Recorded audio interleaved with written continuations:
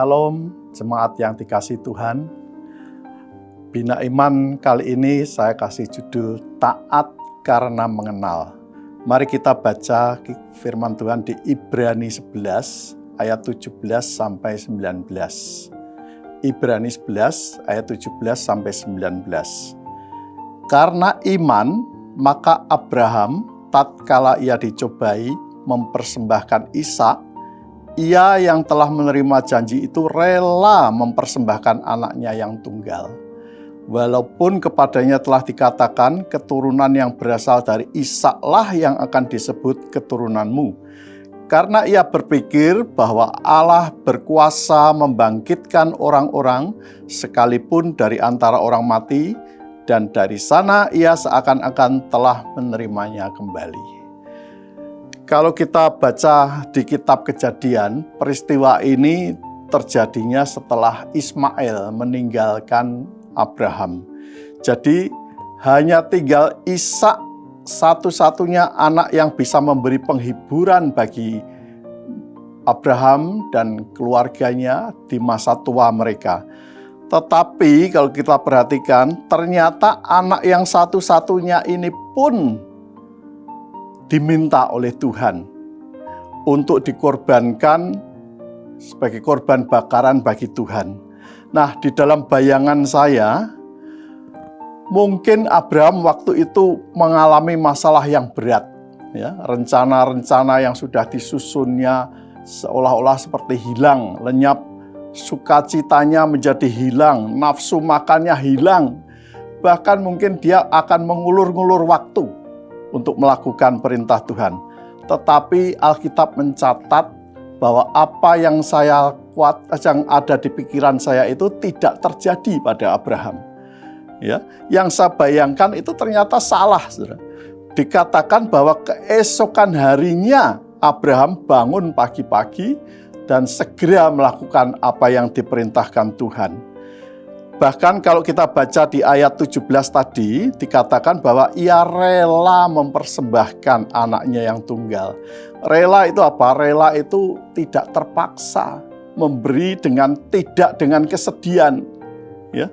Nah, mengapa Abraham bisa taat seperti itu? Coba kita baca lagi Ibrani 11 ayat 19. Karena ia berpikir bahwa Allah berkuasa membangkitkan orang-orang sekalipun dari antara orang mati, dan dari sana ia seakan-akan telah menerimanya kembali. Ternyata inilah rahasianya Abraham bisa taat, karena ia berpikir, ia menilai, ia menimbang, dan ia mengambil kesimpulan. Apa kesimpulannya? Bahwa Allah berkuasa membangkitkan orang-orang sekalipun dari antara orang mati. Allahku sanggup menghidupkan orang yang sudah mati. Allahku adalah Allah yang maha kuasa. Nah, sekarang pertanyaannya adalah bagaimana Abraham bisa sangat yakin bahwa Allahnya adalah Allah yang maha kuasa. Ya, saudara-saudara, ini juga harus menjadi satu pertanyaan bagi kita semua orang Kristen. Bagaimana agar kita juga bisa yakin betul dan kenal betul seperti Abraham bahwa Allah kita, Allah yang kita sembah itu Allah yang maha kuasa. Coba mari kita baca di 2 Petrus 1 ayat 5 dan 8. Justru karena itu kamu harus dengan sungguh-sungguh berusaha untuk menambahkan kepada imanmu kebajikan, dan kepada kebajikan pengetahuan. Jadi iman kita itu tidak boleh statis. Iman itu harus diaktifkan dengan perbuatan-perbuatan. Perbuatan apa? Yaitu perbuatan perintah-perintah Tuhan. Kebajikan, pengetahuan, lalu dilanjutkan di ayat 6, dan kepada pengetahuan penguasaan diri, kepada penguasaan diri ketekunan, dan kepada ketekunan kesalehan. Dan kepada kesalehan kasih akan saudara-saudara, dan kepada kasih akan saudara-saudara kasih akan semua orang. Jika perintah-perintah Tuhan itu kita lakukan, apa hasilnya? Di ayat 8 selanjutnya dikatakan, Sebab apabila semuanya itu ada padamu dengan berlimpah-limpah, kamu akan dibuatnya menjadi giat dan berhasil dalam pengenalanmu akan Yesus Kristus Tuhan kita. Akibatnya adalah berhasil di dalam pengenalan akan Tuhan, atau mengenal Yesus secara lengkap dan komplit, tidak hanya sepotong saja.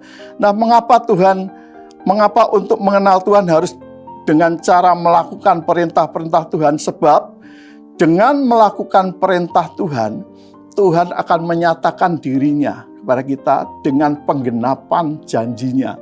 Semakin banyak kita melakukan perintah Tuhan, semakin banyak janji itu dinyatakan pada kita, sehingga kita menjadi semakin mengenal Tuhan secara lengkap. Ya. Nah, lengkaplah pengenalan kita akan Tuhan. Akibat dari pengenalan yang lengkap, maka kita akan menjadi semakin taat kepada Tuhan. Jadi pengenalan akan Tuhan tidak cukup hanya dari belajar, membaca atau mendengar firman Tuhan saja, tetapi harus ditambah dengan melakukan perintah-perintah Tuhan. Puji Tuhan, demikian Bina Iman kali ini, kiranya bisa menjadi berkat bagi kita semua. Puji Tuhan, Tuhan memberkati.